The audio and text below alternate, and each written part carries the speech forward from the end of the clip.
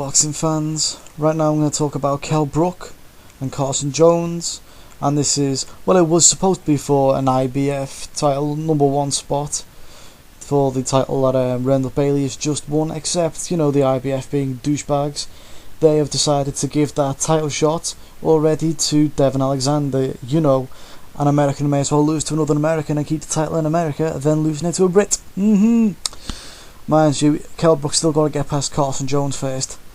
Looking at Kell Brook, he is 27 fights undefeated. He's a switch hitter from the Ingle Gym in Sheffield.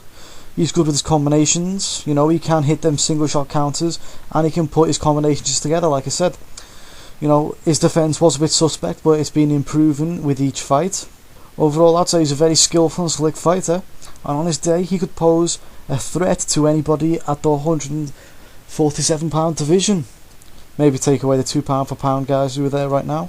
But other than that, I think he could deal with, or at least match, a lot of the guys there.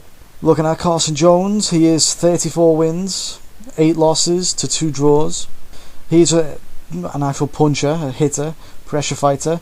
He has recorded 8 straight knockouts. He's very aggressive. He is, however, very counterable because he doesn't keep his hands up very well. When he fires his shots, it's all or nothing. If he doesn't get you, you've got a good chance of getting him. We're going to look at the advantages right here. You know, the power is probably with Jones, Carson Jones. He has got very good power. He uses power and pressure very well. He's known to pound the body. He can lead off the body. He can work the body switch up to the head. While Kell Brook's more of a combination punching power. He doesn't have that single shot power, I don't think, or especially not at this international level. He did have good punch power at domestic level, however. Speed is with Kell Brook. You know, he does have very good speed. Jones has never been the fastest guy in the world, but he doesn't disgrace himself in that category either. Looking at boxing ability, and this is pretty much where these guys stagger off on different directions. You know, Kell Brook loves to box. You know, long distance boxing is his game. He's got a very hard, imposing jab. He's ambidextrous, so he can hit with either hand very proficiently. Probably just as proficient as Jones can hit with his strongest hand. Kell can do it with both. He loves his counter hooks. He's very good on the counter, on the back foot. He can even, more recently, he's had to fight on the front foot. He can do it. We can see he can do it. And this is going to be a fight where he's at his best. Carson Jones hunting him down, and he's going to be outboxing Jones to the point where he counters him. And will he get the stoppage? Who knows? Looking at the defence, you know, Kell Brook used to have a bit of a shaky defence, I thought. I think it's improving fight by fight. He is a very good defensive boxer now. You know, he does tuck his chin inside nowadays. He can do that. But sometimes he leaves his punches out too long to the point where they can't be countered. However, Jones, he's not the type to take advantage of that. Him himself, Jones, is a bit open down the pipe, and he has what can only be called a shaky chin. Long distance punchers such as Kell Brook will have like a field day with guys who are a bit open down the pipe.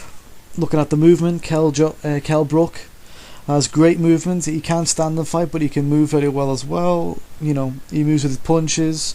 However, Jones is the aggressor. He does cut the ring down very well, and I really am looking to see how they both match together stylistically in this fight. Obviously, looking at the chin, Carson Jones does have a suspect chin. What do we know about his chin? He has been staggered numerous times by numerous opponents. As we've pointed out, he does have a lot of losses on his career, 8 losses, but a lot of those were at the beginning of his career when he was a novice. So, you know, he can come back now. Look at Bernard Hopkins. He lost his first ever fight, and yet he's going to be a Hall of Famer. So a few losses doesn't hurt anyone. Kell Brook, as far as we know, seems to have a good chin, but, you know, he's never fought anyone with massive punching power. We'll have to wait and see. This is a good test for Kell Brook, because Carson Jones has the power to test his chin. If he's got a bad chin, he's going down, and then the Kell Brook story is over. If he's got a good chin, the Kell Brook story is pretty much in full steam towards an IBF title shot. Should the IBF man up and give him his shot? You know, he's been waiting long enough. When you look at both boxers' heart, Jones has very good heart. You know, he keeps coming forward. He's similar to how Derek Chisora keeps coming forward in his fights. You know, he throws to the body and he can switch to the head. Kell Brook, he's never been in the trenches, even at British level, which is one of the most competitive, divisions. We'll go with divisions in the world. Very competitive domestically. He's demolished all of his opposition there. They were supposed to be testing him, but they didn't. So this is his big test. Jones is going to have to take him to hell and back and force his game plan up on Kell Brook. And now I'm just going to go quickly through how I see the fight going. You see, what Kell's going to do, he's going to come out and he's going to try and keep the fight long range. You see, Jones wants his short to middle distance. He's the better inside fighter, and he wants to force that game plan up on Kell. See how he does fighting on the other guy's terms. We don't know. Kell Brook, however, wants a long range where he's most effective. He's going to throw out that jab.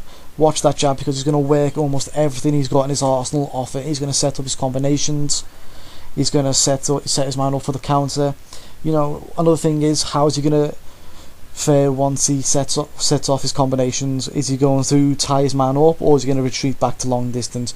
We don't know this. We're going to have to watch and find out. Jones will be cutting off the ring. He's going to have to fight, really top notch. This is pretty much all or nothing for Carson Jones. He's got to really come out. He's going to have to get the KO, really. I mean, not that he couldn't get a decision if he won every round very well, but it's like you're fighting a champion in his own backyard. Basically, you're going to have to win each round convincingly.